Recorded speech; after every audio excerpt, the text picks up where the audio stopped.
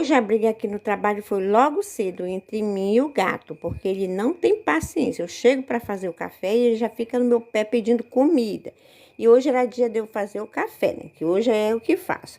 Aí ele fica no meu pé. Se eu não cuidar, já viu. Mas só que eu já tinha colocado água no fogo. Aí depois que eu cuidei dele, já ferveu a água, eu já fui passando o café.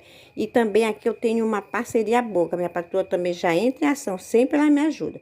Aqui é assim, uma passa o café, outra arruma a mesa, a outra já vai comprar o pão, ou vice-versa. E uma faz o ovo, que aqui a gente come um ovinho com pão, ou uma carninha quando tem na geladeira, a gente frita.